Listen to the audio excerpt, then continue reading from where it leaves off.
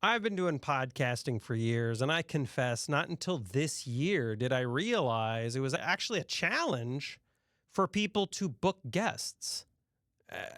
Getting ideas, new guest ideas alone is rough. I've been doing it for at least 8 years now, but what's apparently even more rough is actually booking guests. This is very hard for people, and I didn't know. I had no idea. And so I wrote a list, I got it right here, on a bunch of stuff you can do. What do I have? I have 10 things here to make this way, way easier on you. Number one is get organized. Organized by guest name or topic idea. It's not optional, by the way. Use Asana or Trello to keep guests straight and make sure to send calendar invites with reminders on them. Yes, I've had guests that pitched me to be on my show that no-showed. It's crazy, but it happens. Send invites. Number two, work ahead. Prioritize time-sensitive guests. If there's breaking news or something hot in the industry, get that person on. Last-second scheduling's fine. Get them in there. But then book out and bank evergreen content so you have stuff that it's still good, great content. It's just not time-bound.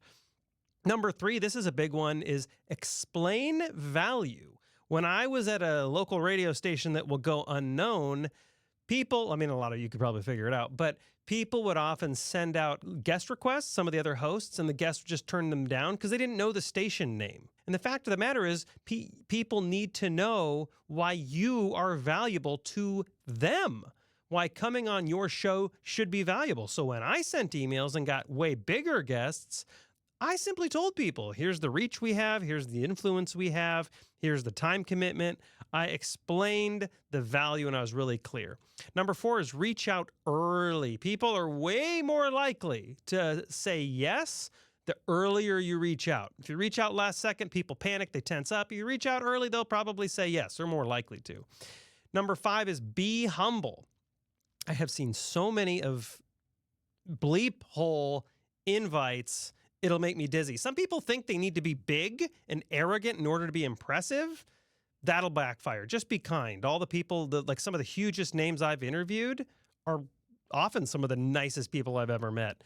Number six is be persistent. I've been turned down by so many people, it would make your head spin.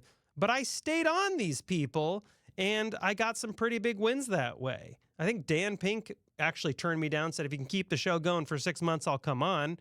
I kept the show going for 6 months, and he came on. Number seven, speaking of Dan, ask for intros. Dan Pink, because he enjoyed the show, at least I hope he did, introduced me to Cal Newport. That's a really, really good way to book more guests, is ask for introductions from current guests that you've already had on. Number eight, do good work. Guests will research you. They're going to look you up. They're going to find the podcast. Most of them will. And if they find something that looks like crap, they're going to say no. So make sure things are polished. Make sure things are good. Number nine, communicate.